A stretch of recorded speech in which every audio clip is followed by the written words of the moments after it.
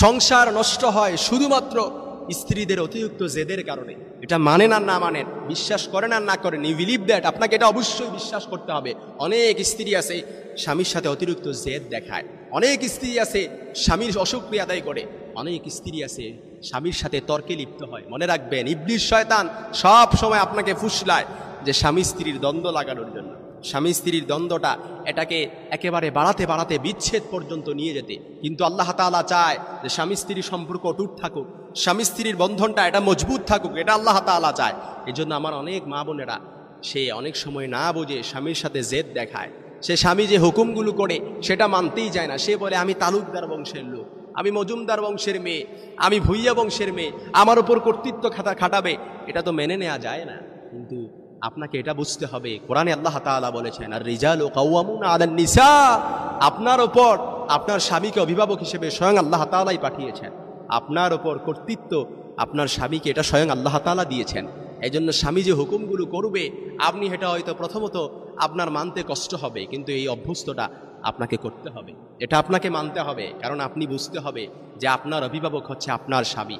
অনেক স্ত্রী স্বামীকে অভিভাবক সে মানতে যায় না।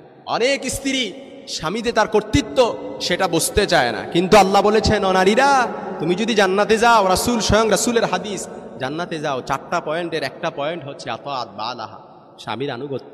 স্বামীর আনুগত্য ছাড়া আপনি জান্নাতে যেতে পারবেন না। আপনি স্ত্রী স্বামীর উপর ডমিনেট করবেন আর আপনি জান্নাতে যাবেন, এটা তো হতেই পারে না। কারণ জান্নাত আল্লাহ তাআলা তৈরি করেছেন, এটা হচ্ছে জান্নাত হচ্ছে সাম্প্রদায়িক জায়গা যেখানে ইমানদার নারী পুরুষরা অবস্থান করবে। এজন্য নারীরা তখনই ইমানদার হবে যখন 4টা পয়েন্টের একটা পয়েন্ট হচ্ছে আতাআত বালাহা, স্বামীর আনুগত্য।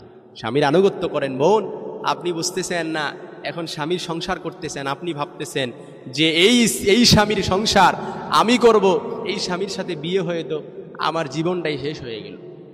এই স্বামীকে বিয়ে করে আমি আমার জীবনটাই নষ্ট করে দিয়েছি। কত সুন্দরী ছিলাম, কত রূপবতী ছিলাম, অথচ মা বাবা বিয়ে দিছে কোথায় আমাকে এসে।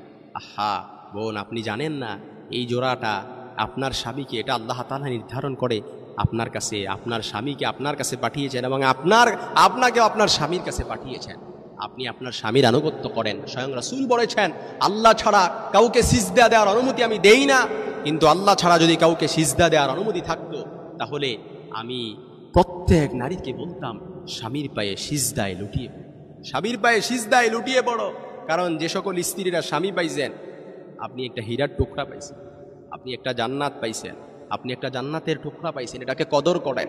জান্নাতে যাওয়ার জন্য স্বামীর আনুগত্যই যথেষ্ট। যে স্ত্রীর প্রতি তার স্বামী সন্তুষ্ট না, ওই স্ত্রীর প্রতি আল্লাহ তাআলাও সন্তুষ্ট না, এবং কিয়ামতের ময়দানে ওই স্ত্রীর দিকে রহমতের নজর দিয়ে আল্লাহ তাআলা তাকাবে না।